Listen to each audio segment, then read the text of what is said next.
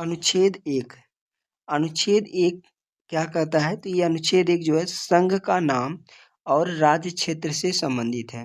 जो हमारा आर्टिकल 1 है वह संघ का नाम और राज्य क्षेत्र से संबंधित है। और अनुच्छेद 3 जो है ये संसद किसी राज्य का नाम तथा नए राज्यों का निर्माण व उनकी सीमा तथा नामों में परिवर्तन कर सकती है। अनुच्छेद 3 के तहत संसद किसी राज्य का नाम बदल सकती है और नए राज्य का निर्माण भी कर सकती है तथा उसकी सीमा विस्तार तथा उसके नाम में भी परिवर्तन करने का अधिकार अनुच्छेद 3 के तहत इस संसद को दिया गया है। और हमारा अनुच्छेद 5 जो है ये नागरिकता से संबंधित है। अनुच्छेद 5 किससे संबंधित है? ये नागरिकता से संबंधित है। जो हमारा अनुच्छेद 20 है ये अनुच्छेद 20 जो है ये किससे संबंधित है? अनुच्छेद 20 अपराधों के लिए दोष सिद्धि के संबंध में संरक्षण के लिए जो है संबंधित है।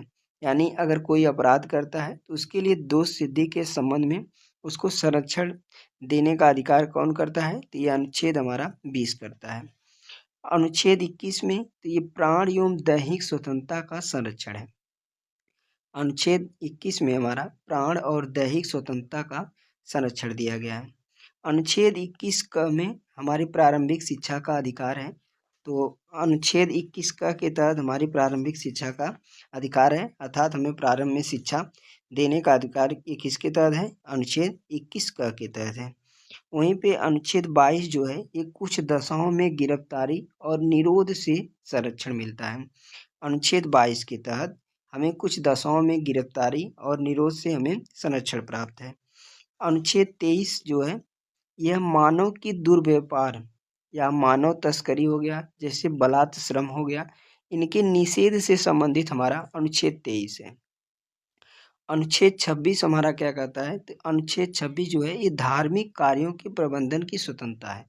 यानी अनुच्छेद 26 के तहत हमें धार्मिक कार्य करने की या उसके प्रबंधन करने की हमें पूरी तरह से स्वतंत्रता है। ये हमें अनुच्छेद 26 के तहत मिलती है। अनुच्छेद 29 जो है ये अल्पसंख्यक वर्गों के हितों का संरक्षण प्रदान करता है। अनुच्छेद 29 जो है ये हमें अल्पसंख्यक वर्गों के हितों के संरक्षण प्रदान करने का कार्य कौन अनुच्छेद करता है? तो आर्टिकल 29 के तहत। वहीं पे अनुच्छेद 30 जो है ये शिक्षा संस्थाओं की स्थापना और प्रशासन करने का अल्पसंख्यक वर्गों का अधिकार प्रदान करता है। तो आर्टिकल 30 जो है ये शिक्षा संस्थाओं की स्थापना और साथ ही प्रशासन करने यानी अल्पसंख्यक वर्गों का अधिकार हमें प्राप्त करता है आर्टिकल 30। अगला अनुच्छेद हमारा 32 है। यह जो है संवैधानिक उपचारों का अधिकार है। अनुच्छेद 32 जो है इस संवैधानिक उपचारों का अधिकार प्राप्त करता है। और वहीं पे अनुच्छेद 33 जो है इस संसद द्वारा सशस्त्र बलों, पुलिस बलों आदि के सदस्यों के मूल अधिकारों पर युक्त प्रबंध करता है। अनुच्छेद 33 क्या कहता है? ये संसद द्वारा सशस्त्र बल, पुलिस बल हो गया आदि के सदस्यों के मूल अधिकारों पर युक्त प्रतिबंध करने का जो है प्रावधान है। अनुच्छेद 34 इसके तहत जो है जब किसी क्षेत्र में सेना विधि प्रवृत्त है, जब किसी क्षेत्र में सेना का शासन है तब उस पर भाग द्वारा प्रदत्त अधिकारों पर निर्बंधन करने का कार्य कौन करता है? ये अनुच्छेद हमारा 34 करता है। अनुच्छेद 35 जो है इस भाग के उपबंधों को प्रभावित करने के लिए विधान बनाया गया है। अनुच्छेद 38 हमारा है राज्य लोक कल्याण की अभिवृद्धि के लिए सामाजिक व्यवस्था बनाएगा।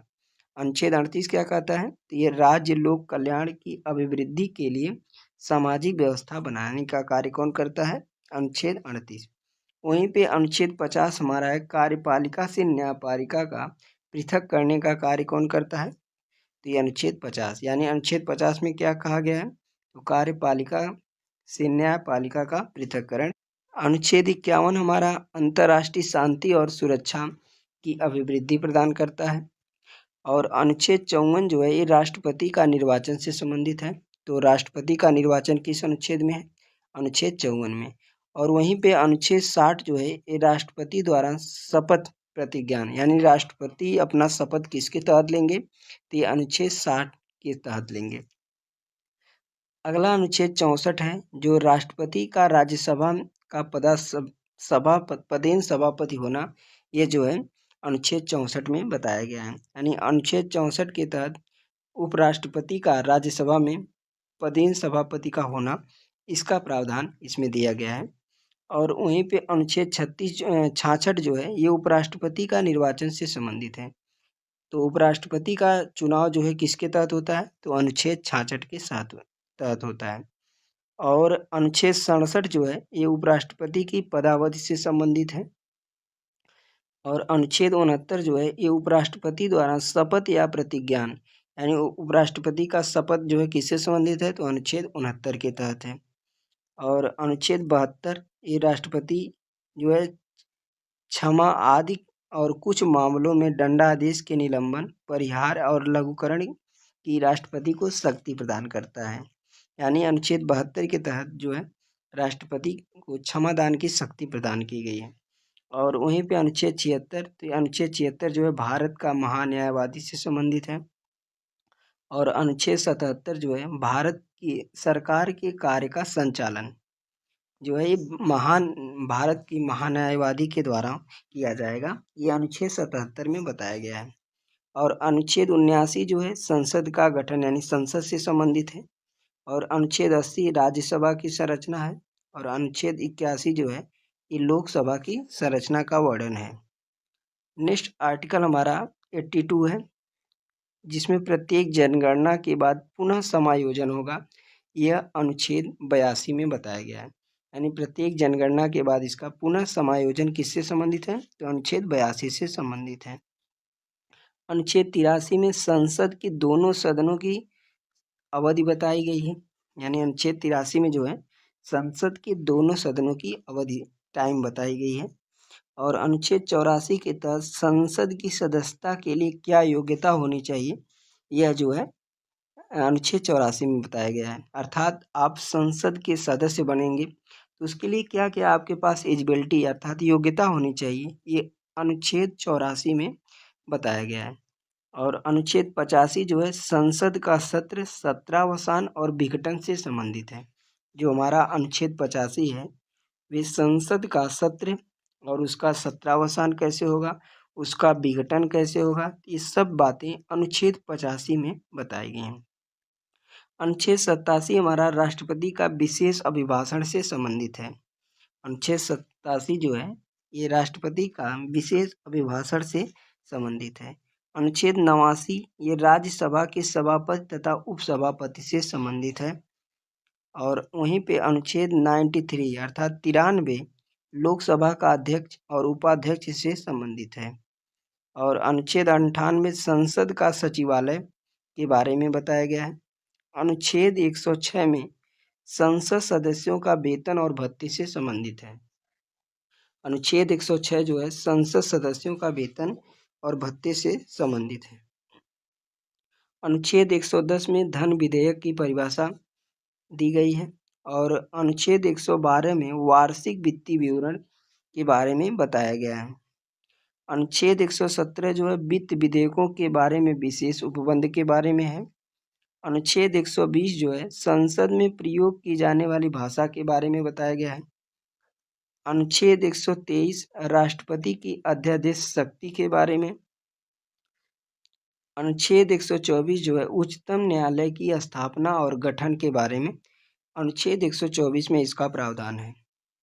अनुच्छेद 129 जो है उच्चतम न्यायालय का अभिलेख न्यायालय होना, यानी अनुच्छेद 129 में ये कहा गया है कि उच्चतम न्यायालय एक अभिलेख न्यायालय है। अनुच्छेद 137 जो है निर्णयों या आदेशों का उच्चतम न्यायालय द्वारा पुनराविलेखन, यानी अनुच्छेद 133 के तहत जो उच्चतम न्यायालय है वे अपने द्वारा दिए गए आदेश या निर्णय को पुनः जो है उसका पुनराविलोकन कर सकता है। अनुच्छेद 143 में उच्चतम न्यायालय से परामर्श करने की राष्ट्रपति की शक्ति है। अनुच्छेद 143 में उच्चतम न्यायालय से परामर्श करने की राष्ट्रपति को शक्ति प्रदान की गई है। और वहीं पे अनुच्छेद 148 के तहत जो है भारत का नियंत्रक और महालेखक परीक्षक का प्रावधान दिया गया है। यानी भारत का नियंत्रक और महालेखक परीक्षक जो है ये किस अनुच्छेद में आते हैं? तो अनुच्छेद 148 में आते हैं। यह भी जो है इम्पोर्टेंट क्वेश्चन है। अनुच्छेद 155 में राज्यपाल की नियुक्ति के बारे में बताया गया है और अनुच्छेद 161 में राज्यपाल की क्षमादान की शक्तियां का प्रावधान है। अनुच्छेद 163 में राज्यपाल को सहायता और सलाह देने के लिए मंत्रिपरिषद का जो है होना आवश्यक है, तो ये 163 के तहत है। और अनुच्छेद 165 में राज्य का महाधिवक्ता जो है अनुच्छेद 165 के तहत है। अनुच्छेद 159 में राज्यों की विधान मंडलों का गठन किया गया है। अनुच्छेद 169 में राज्यों में विधान परिषदों का उत्साधन एवं सृजन से संबंधित है। और अनुच्छेद 170 जो है राज्य विधानसभाओं की संरचना से संबंधित है। अनुच्छेद 178 विधानसभा के अध्यक्ष और उपाध्यक्ष से संबंधित है। अनुच्छेद 182 जो है विधान परिषद का सभापति और उपसभापति से संबंधित है। वहीं पे अनुच्छेद 214 जो है राज्यों के लिए उच्च न्यायालय का प्रावधान जो है अनुच्छेद 214 के तहत है। अनुच्छेद 215 में उच्च न्यायालय का अभिलेख न्यायालय होना, ये अनुच्छेद 215 में है। अनुच्छेद 226 में उच्च न्यायालय द्वारा रिट जारी करना। अनुच्छेद 231 में दो या दो से अधिक राज्यों के लिए एक उच्च न्यायालय की स्थापना करना। अनुच्छेद 239 में संघ राज्यों क्षेत्रों का प्रशासन से संबंधित है। अनुच्छेद 239 क में दिल्ली के संबंध में विशेष उपबंध दिया गया है। और अनुच्छेद 243 ए में ग्राम पंचायतें जो है हैं। और अनुच्छेद 243 बी में पंचायतों का गठन कैसे होगा, ये अनुच्छेद 243 बी में बताया गया है। अनुच्छेद 243 क्यू में नगर पालिकाओं का गठन से संबंधित है। अनुच्छेद 244 में अनुसूचित क्षेत्रों और जनजाति क्षेत्रों का प्रशासन कैसे होगा, ये अनुच्छेद 244 के तहत है। अनुच्छेद 249 में राज्य सूची के विशेष संबंध में राष्ट्रीय हित में विधि बनाने की संसद की शक्ति प्रदान की गई है। यानी अनुच्छेद 249 में राज्य सूची के विषय में जो है राष्ट्रीय हित में विधि बनाने का कानून बनाने की शक्ति किसे प्रदान की गई है, तो इस संसद को है। अनुच्छेद 262 में अंतर्राज्यिक नदियों के जल संबंधी विवादों का निर्णयन है। यानी अंतर्राज्यीय जो नदियां होती हैं उसमें जल संबंधी जो भी विवाद है ये उसका निपटान करने के लिए अनुच्छेद 262 हमारा बनाया गया है। अनुच्छेद 263 जो है अंतर्राज्यीय परिषद के संबंध में उपबंध के बारे में है। और अनुच्छेद 267 आकस्मिकता निधि के बारे में बताया गया है। अनुच्छेद 315 में संघ और राज्यों के लिए लोक सेवा आयोग जो है ये अनुच्छेद 315 के तहत है। अनुच्छेद 329 में निर्वाचन संबंधी मामलों में न्यायालय के हस्तक्षेप का वर्णन है। अनुच्छेद 330 में लोकसभा में अनुसूचित जातियों और अनुसूचित जनजातियों के लिए स्थानों का आरक्षण है। अनुच्छेद 232 में राज्यों की विधानसभाओं में अनुसूचित जातियों और अनुसूचित जनजातियों के लिए स्थानों का आरक्षण प्रदान है। अनुच्छेद 339 में अनुसूचित क्षेत्रों के प्रशासन और अनुसूचित जनजातियों के कल्याण के बारे में संघ का नियंत्रण है। अनुच्छेद 340 पिछड़े वर्गों की दशाओं के अन्वेषण के लिए आयोग की नियुक्ति से संबंधित है। अनुच्छेद 341 अनुसूचित जातियों से संबंधित है। अनुच्छेद 342 अनुसूचित जनजातियों से संबंधित है। अनुच्छेद 343 संघ की राजभाषा से संबंधित है। और अनुच्छेद 345 राज्य की राजभाषा से संबंधित है। अनुच्छेद 346 एक राज्य और दूसरे राज्यों के बीच या राज्य और संघ राज्यों के बीच पत्र आदि की भाषा से संबंधित है। अनुच्छेद 341 हिंदी भाषा के विकास के लिए निर्देश है। अनुच्छेद 352 राष्ट्रीय आपातकाल से संबंधित है। अनुच्छेद 356 राज्यों में संवैधानिक तंत्र की विफल हो जाने की दशा में उपबंध दिया गया है। अनुच्छेद 360 वित्तीय आपातकाल से संबंधित है। अनुच्छेद 368 संविधान का संशोधन करने की संसद को शक्ति प्रदान की गई है। उसके लिए प्रक्रिया जो है अनुच्छेद 368 के तहत है। अनुच्छेद 393 में भारतीय संविधान का संक्षिप्त नाम के बारे में बताया गया है। अब हम प्रमुख संविधान संशोधन को पढ़ेंगे, जिसमें हमारा प्रथम संविधान संशोधन 1951 में हुआ था और इस संशोधन में संविधान में 9वीं अनुसूची को जोड़ा गया था, जिसमें भूमि संबंधी विधियों को संरक्षण प्रदान किया गया और अनुच्छेद 15(4) को भी इसी संविधान संशोधन के तहत जोड़ा गया था। नेक्स्ट हमारा है 7वां संविधान संशोधन। 7वां संविधान संशोधन, इस संविधान संशोधन में भाषाई आधार पर राज्यों का पुनर्गठन किया गया। और नेक्स्ट हमारा है 10वां संविधान संशोधन 1961। इसमें दादर एवं नगर हवेली को भारत में शामिल कर केंद्र शासित प्रदेश का दर्जा दिया गया। नेक्स्ट हमारा 12वां संविधान संशोधन 1962 में हुआ था और इसमें गोवा, दमन और दीव भारतीय संघ में शामिल हुए। नेक्स्ट हमारा 14वां संविधान संशोधन 1962। इसमें जो है फ्रांसीसी आधिपत्य वाले पांडुचेरी को भारत का अंग बना दिया गया। अगला हमारा 15वां संविधान संशोधन 1963। ये जो है उच्च न्यायालय के न्यायाधीशों को सेवानिवृत्त की आयु से 60 वर्ष बढ़ाकर कितने वर्ष कर दिया गया था? तो रिटायरमेंट की इसमें जो है आयु को बढ़ाकर 62 वर्ष कर दिया गया था।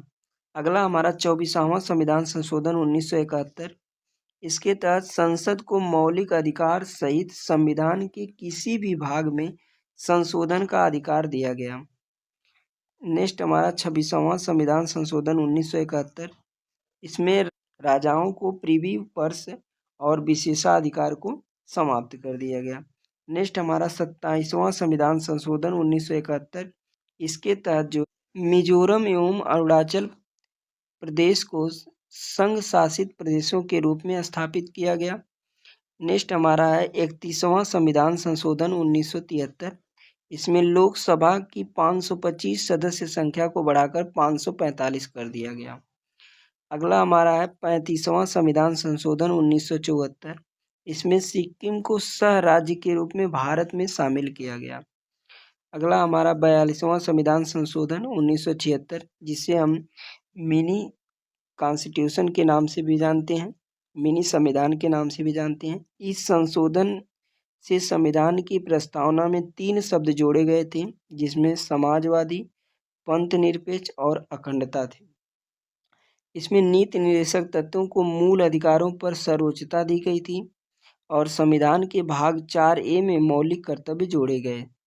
लोकसभा विधानसभाओं के कार्यकाल को 5 वर्ष से 6 वर्ष कर दिया गया, यानी 5 वर्ष से बढ़ाकर 6 वर्ष कर दिया गया था।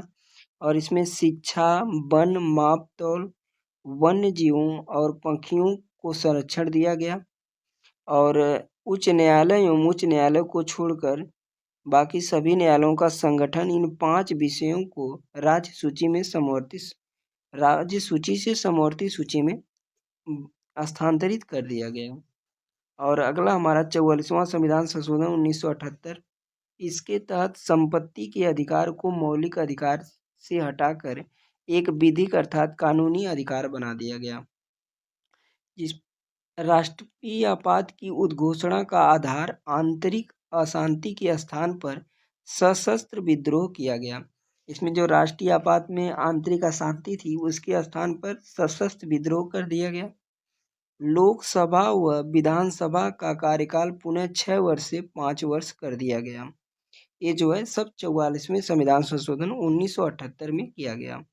नेक्स्ट हमारा 52वां संविधान संशोधन 1985। इसके तहत जो है दल बदल विरोधी प्रावधान और 10वीं अनुसूची जोड़ी गई और इसमें अनुच्छेद 101, 102, 190 तथा 191 में भी संशोधन किया गया। नेक्स्ट हमारा 61वां संविधान संशोधन 1989। इसके द्वारा मतदान की आयु 21 वर्ष से घटाकर 18 वर्ष कर दी गई। नेक्स्ट हमारा 59वां संविधान संशोधन 1991। 69वां संविधान संशोधन 1991 में दिल्ली को राष्ट्रीय राजधानी क्षेत्र का दर्जा प्राप्त हुआ। और नेक्स्ट हमारा 17वां संविधान संशोधन 1992। इसमें दिल्ली पांडुचेरी विधानसभा के निर्वाचित सदस्यों को राष्ट्रपति के निर्वाचन मंडल में शामिल किया गया। नेक्स्ट हमारा है 71वां संविधान संशोधन 1992। इसके तहत 8वीं अनुसूची में 3 भाषा कोंकणी, मणिपुरी तथा नेपाली को जोड़ा गया। ये बहुत इंपॉर्टेंट क्वेश्चन है जो है। इसमें 3 भाषाएं जोड़ी गई थी 71वां संविधान संशोधन में। कौन कौन सी थी? तो कोंकणी, मणिपुर और नेपाली को जोड़ा गया था। नेक्स्ट हमारा 73वां संविधान संशोधन 1993। इसमें पंचायती राज की व्यवस्था तथा ग्रामीण अनुसूची को जोड़ा गया। नेक्स्ट हमारा 74वां संविधान संशोधन 1993। इसमें नगर निकाय संबंधित 12वीं अनुसूची जोड़ी गई। नेक्स्ट हमारा 84वां संविधान संशोधन 2001। इसमें लोकसभा तथा विधानसभा की सीटों की संख्या में वर्ष 2026 तक कोई परिवर्तन न करने का प्रावधान किया गया। अगला हमारा 86वां संविधान संशोधन इसमें क्या हुआ? तो इसमें 6 से 14 वर्ष के बच्चों को शिक्षा को मौलिक अधिकार के रूप में मान्यता दी गई।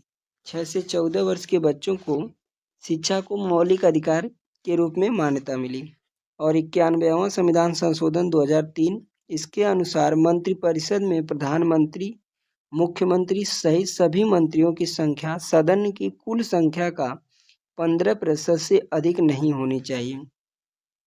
अनुच्छेद 92 में 92वां संविधान संशोधन 2003 में संविधान की 8वीं अनुसूची में बोडो, डोगरी, मैथिली एवं संथाली भाषा को शामिल किया गया।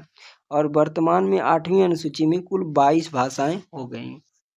93वां संविधान संशोधन 2005 में शिक्षण संस्थाओं में अनुसूचित जाति, अनुसूचित जनजाति और अन्य पिछड़े वर्गों के लिए आरक्षण की व्यवस्था की गई।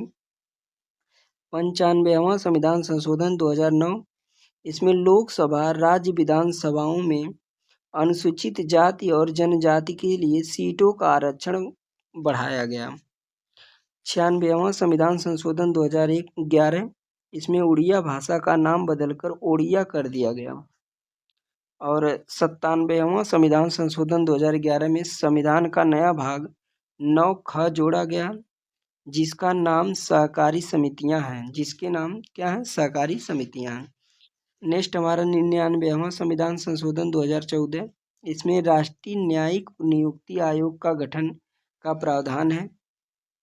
नेक्स्ट हमारा 100वां संविधान संशोधन 2015। इसमें भारत बांग्लादेश के मध्य भूमि समझौता किया गया। 101वां संविधान संशोधन 2016 में हुआ था। इसमें वस्तु एवं सेवा कर अर्थात जीएसटी को लागू किया गया। और 102वां संविधान संशोधन 2018 में राष्ट्रीय पिछड़ा वर्ग आयोग के गठन को संवैधानिक दर्जा दिया गया। 103वां संविधान संशोधन 2019। इसमें आर्थिक रूप से कमजोर अर्थात ईडब्ल्यूएस को 10% आरक्षण प्रदान किया गया। नेक्स्ट हमारा 104वां संविधान संशोधन 2019। इसमें जो है अधिनियम प्रभावी 2020 से था हुआ है। इसके तहत अनुच्छेद 334 में संशोधन किया गया, जिसमें अनुसूचित जाति जनजाति के लिए लोकसभा तथा विधानसभा में आरक्षण 10 साल तक बढ़ा दिया गया तथा आंग्ल भारतीयों की नियुक्ति को रद्द कर दिया गया। 105वां संविधान संशोधन 2021। इसका उद्देश्य सामाजिक एवं शैक्षणिक रूप से पिछड़े वर्गों की पहचान करने की राज्यों की शक्ति का बहाल करना है।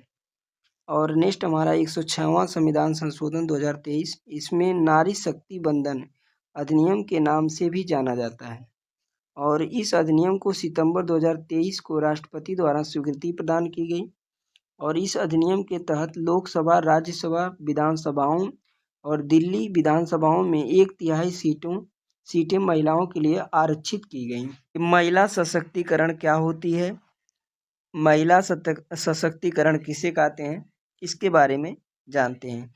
महिला सशक्तिकरण का अर्थ है महिलाओं को शारीरिक, मानसिक, आर्थिक, सामाजिक, राजनीतिक, कानूनी रूप से इतना सशक्त बनाना कि वे अपने हर निर्णय खुद ले सकें, समाज में पुरुषों के बराबर सम्मान व अवसर प्राप्त कर सकें। महिला सशक्तिकरण का अर्थ क्या है? तो महिलाओं को इतना शक्तिशाली बना देना, चाहे वो शारीरिक रूप से हो या मानसिक रूप से हो या आर्थिक, सामाजिक या राजनीतिक रूप से या फिर विधिक या कानूनी रूप से इतना सशक्त बना देना कि वे समाज में पुरुषों के बराबर उनको सम्मान, अधिकार और समान अवसर प्राप्त हो सके। यही जो है महिला सशक्तिकरण का अर्थ है।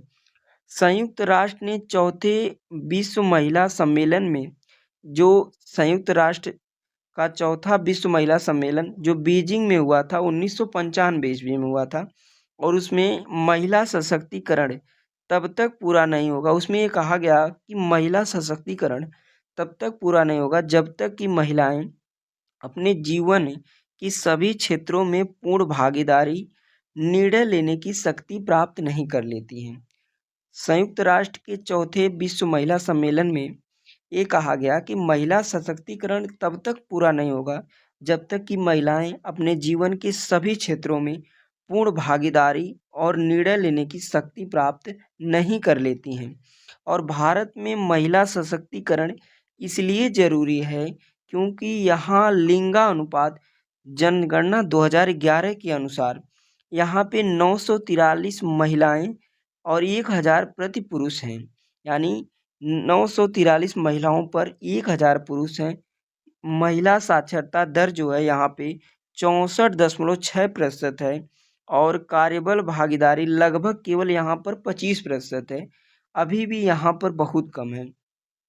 तो भारत में महिला सशक्तिकरण क्यों जरूरी है? क्योंकि यहाँ पे 2011 की जनगणना के अनुसार जो महिलाओं का अनुपात है पुरुषों की अपेक्षा, वह 1000 पुरुष पर 943 ही महिलाएं हैं। और साक्षरता दर की बात करें तो सिर्फ जो है यहाँ पे महिलाओं की साक्षरता दर है वो 64.6% है। और अगर कार्यबल में भागीदारी की बात करें तो महिलाओं की केवल 25% भागीदारी है, बाकी 75% भागीदारी पुरुषों की है। इसलिए भारत में महिला सशक्तिकरण जरूरी है। अब भारतीय संविधान में महिला सशक्तिकरण के प्रमुख प्रावधान क्या क्या हैं? तो इसमें अनुच्छेद 14 में कहा गया है कि सभी नागरिकों को विधि के समक्ष समता एवं विधि की समान सुरक्षा प्राप्त है। लिंग भेदभाव असंवैधानिक है। जो हमारा अनुच्छेद 14 क्या कहता है कि इसमें चाहे वो महिला हो चाहे पुरुष हो, सबको समान नियम और कानून बनाए गए हैं, सबको समानता है और इसमें जो है सबको समान सुरक्षा प्राप्त है। इसमें किसी प्रकार का लिंग के आधार पर भेदभाव नहीं है। अगर ऐसा होता है तो उसे हम असंवैधानिक मानेंगे। वहीं पे अनुच्छेद 15 क में बताया गया है कि राज्य लिंग के आधार पर भेदभाव नहीं करेगा। और हमारा अनुच्छेद 15(1) कहता है कि जो राज्य है वे लिंग के आधार पर, यानी पुरुष हो या महिला हो, उसके आधार पर किसी भी प्रकार का भेदभाव नहीं करेगा। और वहीं पे अनुच्छेद 15(3) में कहा गया है कि सबसे महत्वपूर्ण जो है राज्य महिलाओं व बच्चों के लिए विशेष प्रावधान बना सकता है। राज्य चाहे तो सभी महिलाओं और बच्चों के लिए एक विशेष प्रावधान, उनके अलग से उनका एक प्रावधान बना सकता है और इस कारण सभी महिलाएं योजनाएं और आरक्षण का कानूनी रूप से वैध हैं। इसमें जो है सभी महिलाएं योजना और आरक्षण का कानूनी रूप से उसका लाभ उठा सकें। अनुच्छेद 16(2) में कहा गया है कि सार्वजनिक रोजगार में लिंग के आधार पर कोई भेदभाव नहीं किया जाएगा। यानी जो अगर कोई सार्वजनिक रोजगार मिलता है तो वहाँ पर महिला और पुरुष के साथ किसी भी प्रकार का एक दूसरे के साथ भेदभाव नहीं किया जाएगा, सबको समान अधिकार है। अनुच्छेद 39(3) में 39 ए में बताया गया है कि राज्य नीति निर्देशक तत्व में पुरुष महिला दोनों को जीविका के समान अवसर हैं। और वहीं पे 39 में क्या कहा गया है कि राज्य के नीति निर्देशक तत्व में बताया गया है कि पुरुष और महिला दोनों की जीविका के अवसर जो है समान है, यानी दोनों को समान जीविका के अवसर प्राप्त हो सकते हैं। और अनुच्छेद 39D में कहा गया है कि समान कार्य के लिए समान वेतन सबको प्राप्त होना चाहिए, चाहे वो पुरुष वर्ग हो चाहे महिला वर्ग है। 39D में बताया गया है कि अगर एक महिला जितना कार्य करती है उतना ही कार्य एक पुरुष करता है तो दोनों के साथ कोई भी भेदभाव नहीं किया जाएगा, उनके समान कार्य को के लिए समान वेतन दिया जाएगा। अनुच्छेद 42 में कहा गया है न्यायपूर्ण एवं मानवीय कार्य दशाएं तथा प्रसूति सहायता, यानी इसमें जो है सबको न्यायपूर्ण और मानवीय कार्य की दशाएं और प्रसूति सहायता अनुच्छेद 42 में जो है इससे प्राप्त होती है। अनुच्छेद 51A में कहा गया है कि मौलिक कर्तव्य सभी नागरिक महिलाओं की गरिमा को सम्मान करेंगे और हिंसा से बचाएंगे। यानी अनुच्छेद 51A में जो मौलिक कर्तव्य है उसमें कहा गया है कि सभी नागरिक जो हमारे भारत के सभी नागरिक हैं वे महिलाओं की गरिमा का सम्मान करेंगे और उनको अगर उनके साथ किसी भी प्रकार की हिंसा होती है तो उससे हमें बचाने का कार्य जो है करना है। तो ये 51A में कहा गया है। अब महिलाओं की सुरक्षा से संबंधित क्या क्या कानून है उसको हम पढ़ेंगे, जिसमें घरेलू हिंसा से महिलाओं का संरक्षण अधिनियम ये 2005 में, यानी अगर घरेलू में किसी प्रकार की हिंसा महिलाओं के साथ की जाती है तो उसके लिए सरकार द्वारा अधिनियम बनाया गया जो है घरेलू हिंसा से महिलाओं का संरक्षण अधिनियम 2005। यह लागू जो है 26 अक्टूबर 2006 को हुआ था और इसमें शारीरिक, मानसिक, यौन, मौखिक और आर्थिक हिंसा शामिल है। इसमें उनके साथ कोई शारीरिक या मानसिक या यौन शोषण या मौखिक रूप से या आर्थिक हिंसा शामिल होती है तो यह घरेलू हिंसा का संरक्षण अधिनियम माना जाएगा। और इसका मुख्य प्रावधान जो है प्रोटेक्शन ऑफिसर, निवास का अधिकार यानी ससुराल से नहीं निकाला जा सकता है, भरण पोषण और संरक्षण का आदेश दिया गया है। यह मजिस्ट्रेट के सामने शिकायत की जा सकती है, यानी इसकी शिकायत जो है मजिस्ट्रेट के सामने की जाती है। दूसरा हमारा कार्यस्थल पर महिलाओं का यौन उत्पीड़न निवारण प्रतिषेध एवं निवारण अधिनियम 2013। ये जो है 2013 में अधिनियम आया था और इसमें जो है विशाखा बनाम राजस्थान केस 1997 के दिशा निर्देश को कानून रूप दिया गया। ये जो है एक विशाखा बनाम राजस्थान की केस थी जो 1997 के दिशा निर्देश को कानूनी रूप दिया गया। हर संस्थान में आंतरिक शिकायत समिति ICC और स्थानीय समिति LC अनिवार्य रूप से जो है बनाई गई। यौन उत्पीड़न में अनचाहा स्पर्श, अश्लील कमेंट, पोर्न दिखाना आदि शामिल है। आप नेक्स्ट हमारा है आपराधिक कानून संशोधन अधिनियम 2013, जिसे निर्भया एक्ट के नाम से हम जानते हैं। निर्भया एक्ट क्या है तो ये 16 दिसंबर 2012 दिल्ली गैंग रेप के बाद जस्टिस वर्मा समिति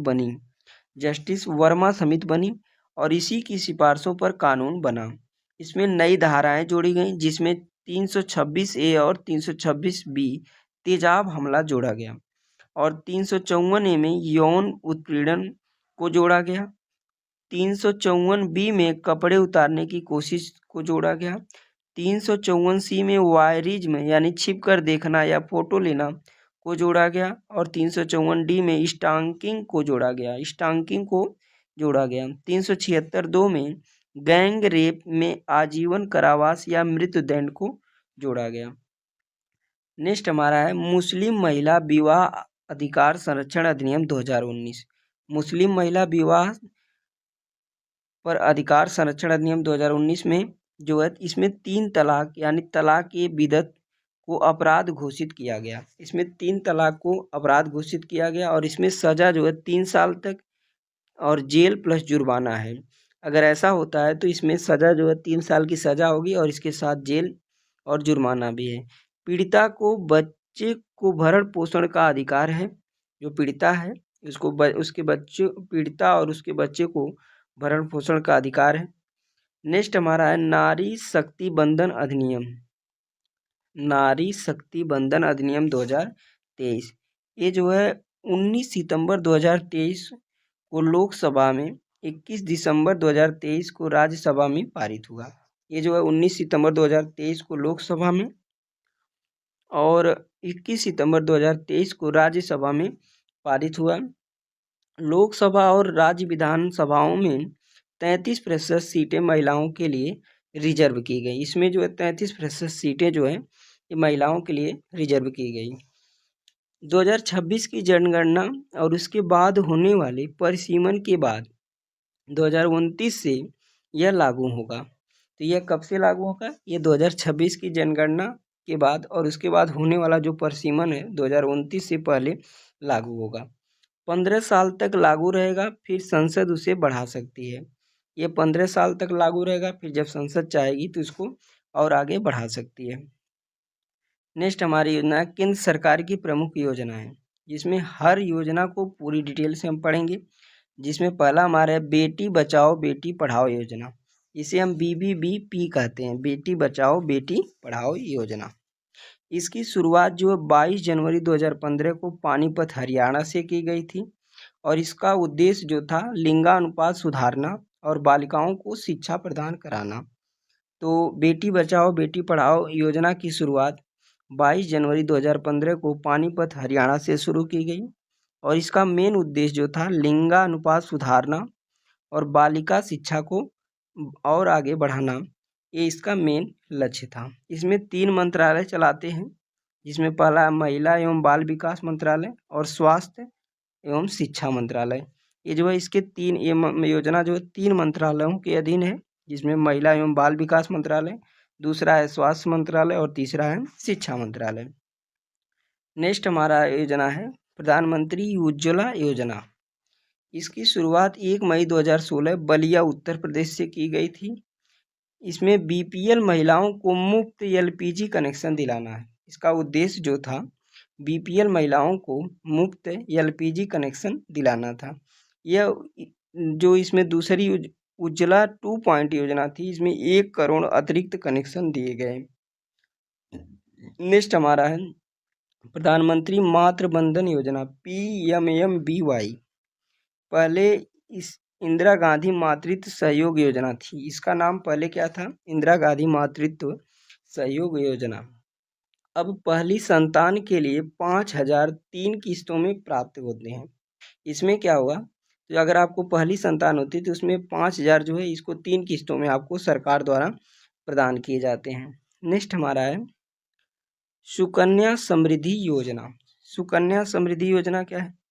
इसमें 10 साल से कम उम्र की लड़की के नाम पर खाता खुलाया जाता है और इसमें जो है अगर आप पैसा जमा करते हैं तो इसका ब्याज दर 8.2% होता है और ये जो है 2024-25 से टैक्स फ्री हो गया है।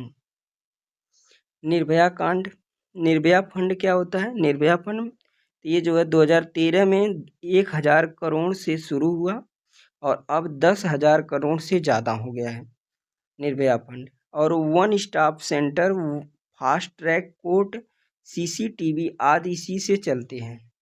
निर्भया फंड से क्या क्या चलते हैं? तो one stop centre, fast track court, CCTV आदि इसी से चलते हैं।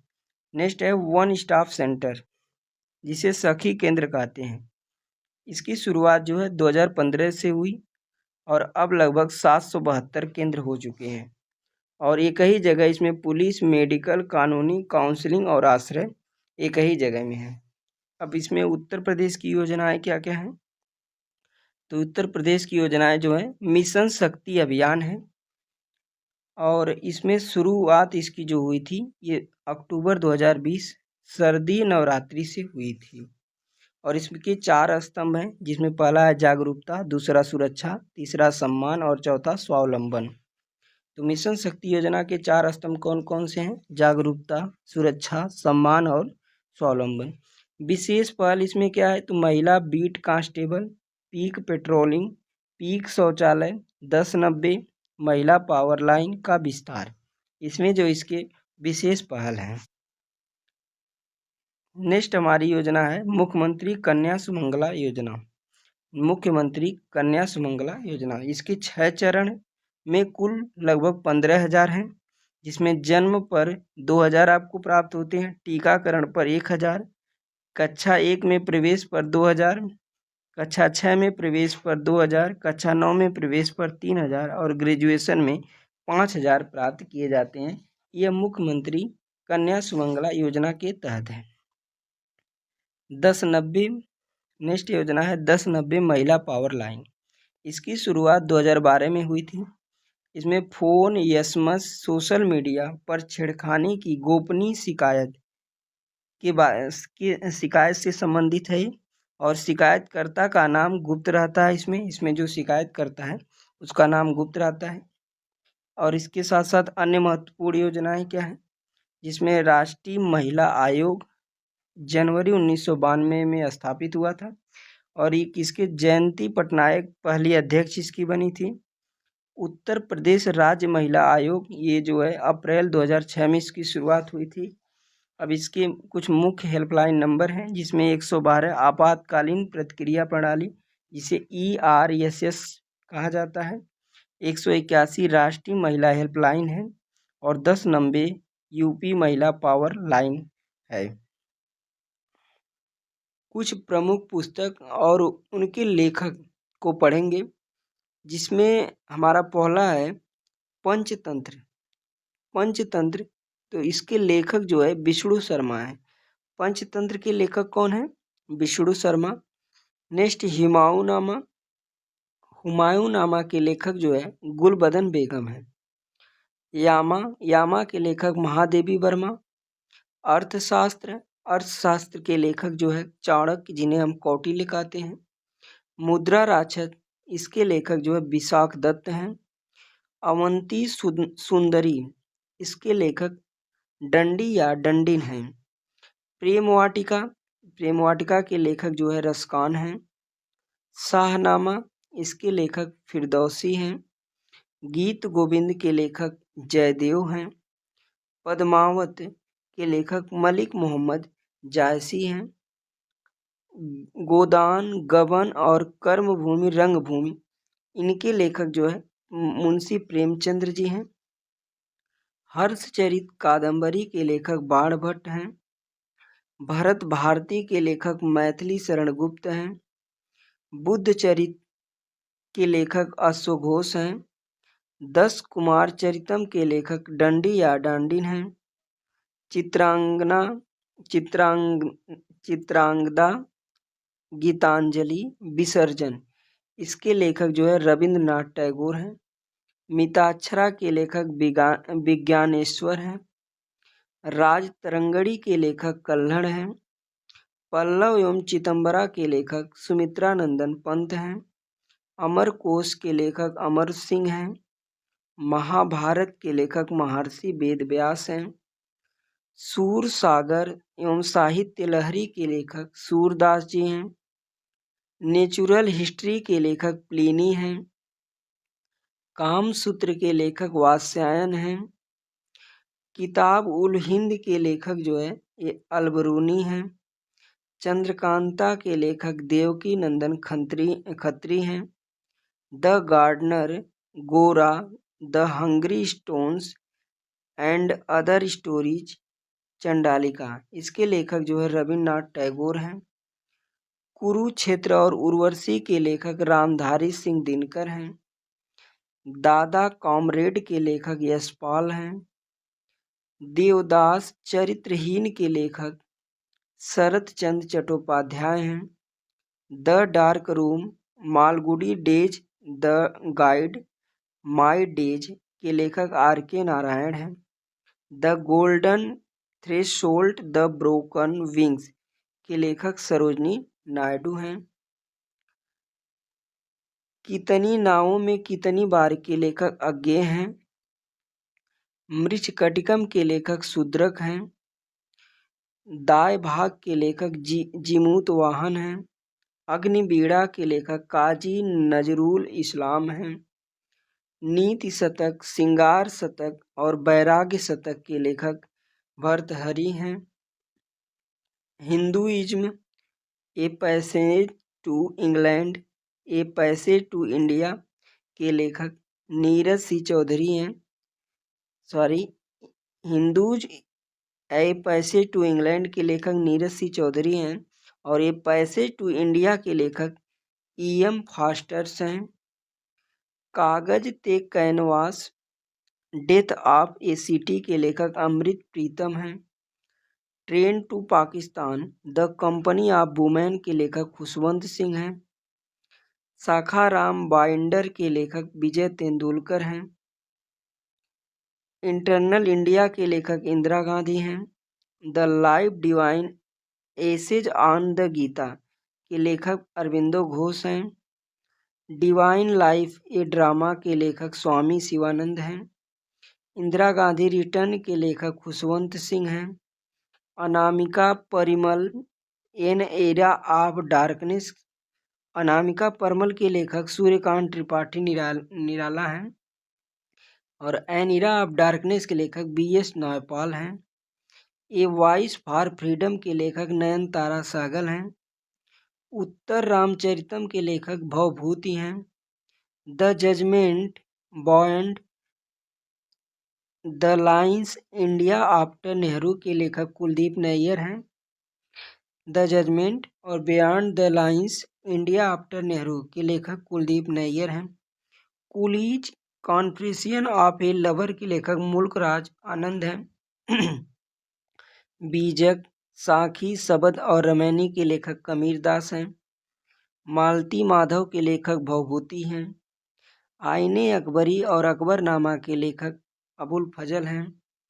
कुमार संभव और रघुवंशम के लेखक कालिदास हैं। अभिज्ञान शकुंतलम के लेखक भी कालिदास हैं। तारीख ए शाही के लेखक अब्बास खान सरवानी हैं। तबकात ए अकबरी के लेखक ख्वाजा निजामुद्दीन अहमद हैं। मुतखब उत तवारीख के लेखक अब्दुल कादिर बदायूनी हैं। फुतुहात ए आलमगीरी के लेखक ईश्वर दास नागर हैं। मुआसिर ए आलमगीरी के लेखक साकी मुस्तैद खान हैं। मुतख उल लुबाब के लेखक हासिम खफी खां हैं। इंडियन फिलॉसफी के लेखक डॉक्टर सर्वपल्ली राधाकृष्णन हैं। अष्टधाई के लेखक पौडिनी हैं। द वेल्थ ऑफ नेशंस के लेखक एडम स्मिथ हैं। The world as I see it के लेखक अल्बर्ट आइंस्टीन हैं। द डिवाइन कॉमेडी के लेखक दांते एलिघेरी हैं। पैराडाइज लोस्ट के लेखक जॉन मिल्टन हैं। द ओडिसी द इलियड के लेखक होमर हैं। रिपब्लिक के लेखक प्लेटो हैं। ए फेयरवेल टू इंडिया के लेखक एडवर्ड जे थॉमसन हैं। एशियन ड्रामा के लेखक गुनार मेडल हैं। A history of the second world war के लेखक B.H. लिडेल हार्ट हैं। द डिजर्ट ऑफ मैन के लेखक चार्ल्स डार्विन हैं। मदर इंडिया के लेखक कैथरीन मेयो हैं। द प्रिंस के लेखक मैकियावेली हैं। द सोशल कॉन्ट्रैक्ट के लेखक रूसो हैं। वार एंड पीस के लेखक लियो टॉलस्टॉय हैं। इथिक्स एंड पॉलिटिक्स के लेखक अरस्तु हैं। द सिपाही म्यूटीन एंड द रिवोल्ट ऑफ 1857 के लेखक R.C. मजुमदार हैं। ए नेशन इन मेकिंग के लेखक सुरेंद्र नाथ बनर्जी हैं। The Indian war of independence 1857 के लेखक B.D. सावरकर हैं। नील दर्पण के लेखक दीनबंधु हैं। Poverty and un British rule in India के लेखक दादा भाई नौरोजी हैं। हिस्ट्री ऑफ हिंदू केमिस्ट्री के लेखक P.C. राय हैं। पाथेर दावी के लेखक शरद चंद्र चट्टोपाध्याय हैं। मीन कैंप या मेरा संघर्ष के लेखक एडॉल्फ हिटलर हैं। मदर के लेखक जो है मैक्सिस गोर्की हैं। एक ग्रामर ऑफ पॉलिटिक्स के लेखक हेरोल्ड जे लॉस्की हैं। द ग्रेट ट्रेजरी के लेखक जुल्फिकार अली भुट्टो हैं। As you like it Helmut Authley. The comedy of errors के लेखक विलियम शेक्सपियर हैं। Man and superman arm and the man के लेखक जॉर्ज बर्नार्ड शॉ हैं। द इनसाइडर के लेखक पीवी नरसिम्हा राव हैं। लज्जा फ्रांसीसी प्रेमी फ्रेंच लवर के लेखक तस्लीमा नसरीन हैं। ए रिवर सूत्र के लेखक गीता मेहता हैं। A apple cart Caesar and Cleopatra के लेखक जॉर्ज बर्नार्ड शॉ हैं। My frozen turbulence in Kashmir के लेखक जगमोहन हैं। ए मिडसमर नाइट्स ड्रीम के लेखक विलियम शेक्सपियर हैं। A prime ministry to remember memories of military chief के लेखक एडमिरल सुशील कुमार हैं। India Shastra relaxation on the nation in our time के लेखक शशि थरूर हैं। वाइदर इंडिया के लेखक जवाहरलाल नेहरू हैं। लेटर्स फ्रॉम रसिया के लेखक रविंद्रनाथ टैगोर हैं। गोकरुणानिधि के लेखक स्वामी दयानंद सरस्वती हैं। इंडिया विंस फ्रीडम के लेखक अबुल कलाम आज़ाद हैं। Problems of the far east के लेखक जॉर्ज एन कार्जन हैं। गांधी वर्सेस लेनिन के लेखक ए डॉगे हैं। वाई सोशलिज्म के लेखक अल्बर्ट आइंस्टीन हैं। समाजवाद क्यों के लेखक जयप्रकाश नारायण और इसका अनुवाद अशोक कुमार ने किया था। गणदेवता के लेखक ताराशंकर बंदोपाध्याय हैं। द इंडियन मुसलमान्स के लेखक हंटर हैं। द इंडियन स्ट्रगल के लेखक सुभाष चंद्र बोस हैं। गीता रहस्य द आर्कडेज होम इन बेदाज के लेखक बाल गंगाधर तिलक हैं। Rise of the Maratha power के लेखक महादेव गोविंद रानाडे हैं। वी आवर नेशनहुड डिफाइंड के लेखक एम.एस. गोलवलकर हैं। The problem of the rupee Buddha और केरल मॉड्स के लेखक बी.आर. अम्बेडकर हैं। अनहैप्पी इंडिया के लेखक लाला लाजपत राय हैं। बंदी जीवन के लेखक सचिंद्र सन्याल हैं। The story of my experiment with tooth MK. Gandhi अर्थात महात्मा गांधी जी हैं। Hind Swaraj Indian home rule के लेखक एम.के. गांधी। ग्राम स्वराज के लेखक MK. Gandhi. Satyagraha in south Africa MK. Gandhi. India of my dream MK. Gandhi. India divided के लेखक राजेंद्र प्रसाद। इंडिया इस्लाम के लेखक मुरे टीम टाइटस हैं। The scope of happiness A personal memoir के लेखक विजय लक्ष्मी पंडित हैं। द नेशन वॉइस के लेखक सी राजगोपालचारी हैं। संसद उपनिषद के लेखक एम.एफ. हुसैन हैं। Fury the Satanic versus midnight children के लेखक सलमान रुश्दी हैं।